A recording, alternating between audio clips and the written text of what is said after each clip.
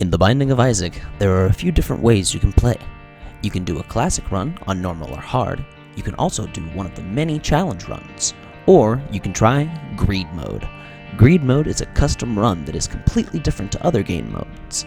This game thrusts you and your chosen character into a money management mob rush fight for your life with 7 floors of hell on normal, with a unique boss fight in Ultra Greed on the 7th floor. You spawn in the main arena, first floor.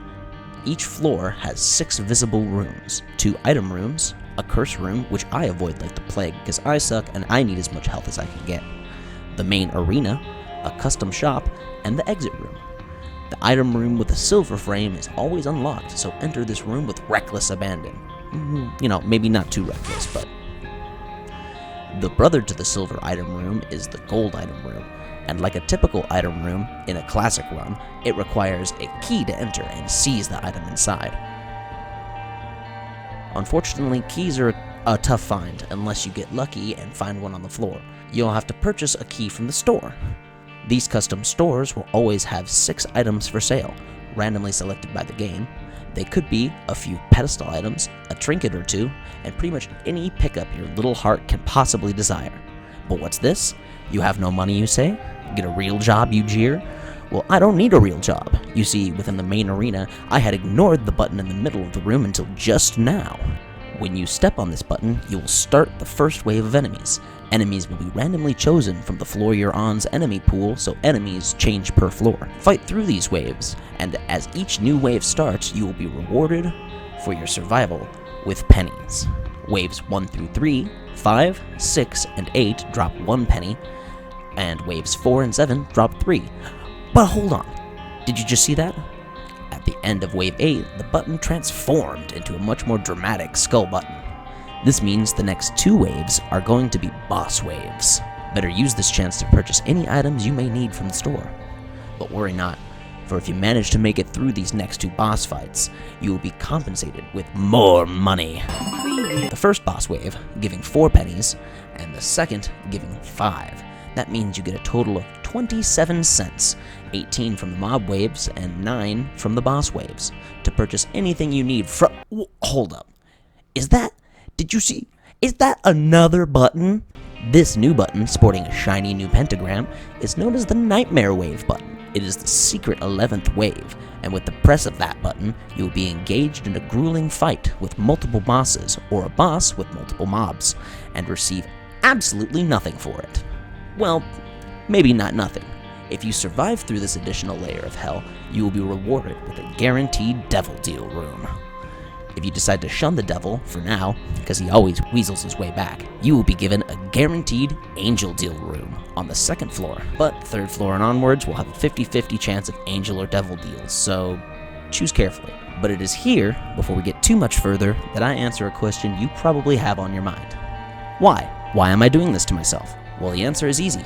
I hate myself. But other than that, Ultra Greed hides not just a character unlock, like typical endgame bosses, but he also has the Greed Machine. Like a donation machine in a regular run, these bad boys take pennies and give seriously amazing rewards in return. 1 cent can unlock Lucky Pennies. 500 pennies unlocks Greedier, the hard mode version of Greed Mode.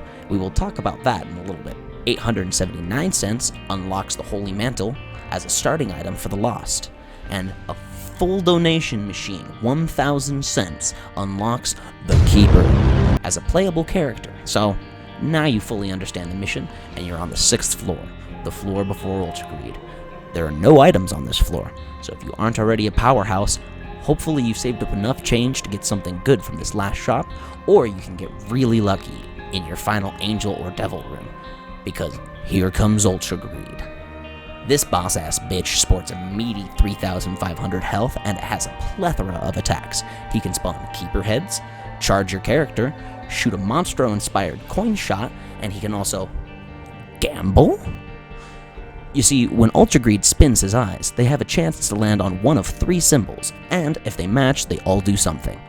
Matching bombs creates a fair amount of bomb coins around the room that explode if not dealt with. Matching keys will spawn a key variant of the same coin spawned with the bomb eyes. These, however, if not dealt with, will fly to the closed golden doors around the boss room and unleash a horde of, albeit low health, petty-eyed keepers. Not ideal. The final option is matching hearts. This spawns a heart variant of the same coins, but if these aren't destroyed in time, each coin will heal Ultra Greed for 13 health per coin. Not to mention, any of his attacks can knock coins loose from your character, and if Ultra Greed can get to them first, each coin heals him for 4 HP for each coin as well. If you end Ultra Greed, you gain access to his Greed Machine, if you survive. But enough about all that jazz. Let's see some action.